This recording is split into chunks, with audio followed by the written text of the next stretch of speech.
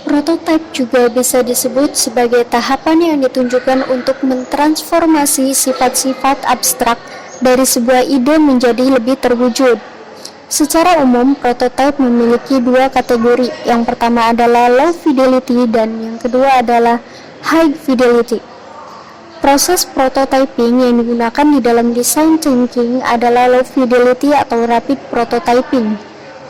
Proses ini menekankan kepada pembuatan proses yang lebih cepat, mudah, murah, dan basic.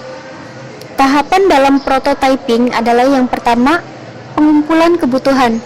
Pelanggan atau pengembang bersama-sama mendefinisikan format dan kebutuhan keseluruhan perangkat lunak, mendefinisikan semua kebutuhan dan garis besar sistem yang akan dibuat. Yang kedua adalah membangun prototyping. Membangun prototyping dengan membuat perancangan sementara yang berpusat pada penyajian kepada pelanggan, misalnya dengan membuat input ataupun contoh outputnya. Yang ketiga, evaluasi prototyping. Evaluasi ini dilakukan oleh pelanggan apakah prototyping yang sudah dibangun sesuai dengan keinginan pelanggan. Jika sudah sesuai, maka akan melanjutkan ke langkah 4 yang diambil. Jika tidak, maka prototyping harus segera diperbaiki dan mengulang langkah yang pertama, kedua, dan ketiga. Yang keempat adalah pengkodean sistem. Di dalam tahapan ini, prototyping yang sudah disepakati diterjemahkan ke dalam bahasa pemrograman yang sesuai. Yang kelima adalah menguji sistem.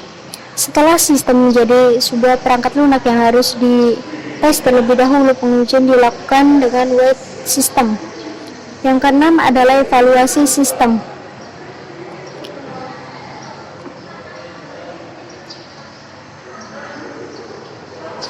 Dan yang ketujuh adalah menggunakan sistem. Perangkat lunak yang telah diuji dan diterima pelanggan maka siap digunakan.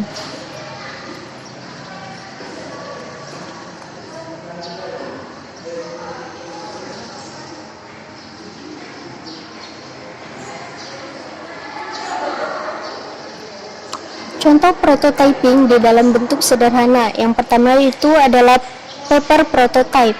Paper prototype adalah prototipe kertas yang bisa efektif dalam menyampaikan ide umum kepada para pemangku kepentingan dan tim pengembangan di awal proses desain. Sebagai contoh, di sini pengunjung bisa melihat ide bagus dari desain, yang mana akan diseret menjadi sebuah gambar. Setelah itu akan ditampilkan di area bagian bawah dan bisa diklik dan ditampilkan di pratinjau gambar yang lebih besar. Dan yang kedua adalah low fidelity prototype. Beberapa masalah dengan prototype kertas dikurangi dengan prototype upload. File low fidelity, pengguna dapat berinteraksi dengan prototype, menyeret dan menjatuhkan gambar ke area unggahan, mendistribusikan ke ponsel di bawah ini. Atau pengguna bisa memilih gambar dari sistem file mereka. Jika lebih dari 4, maka file ditambahkan ke carousel. Biasanya ini tuh sama seperti kita ketika membuat Webon. Kan biasanya ketika di Webon itu kita harus mengupload dulu gambar dari file kita gitu. Itu bisa termasuk ke dalam prototype low fidelity. Dan yang selanjutnya ada high fidelity prototype, yang membutuhkan upaya lebih awal, tetapi dapat memberikan berbagai manfaat di kemudian hari, menghasilkan ciptaan produk yang lebih baik dalam jangka waktu yang lebih efisien. Misalnya, pengembangan dapat menggunakan web inspektur browser mereka, tergantung pada perangkat lunak yang digunakan dalam produksi prototype.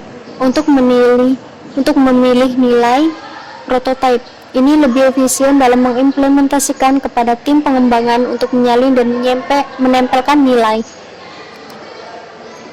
Misalkan biasanya itu ada yang namanya customer service. Customer service itu kita bisa memberikan keluhan-keluhan kita atau memberikan saran kita kepada suatu perusahaan atau suatu produk itu melalui website. Jadi nanti pihak pengembangan atau karyawan pengembangan itu bisa langsung, oh iya, ini produk kita ini kurangnya ini, berarti akan langsung diperbaiki.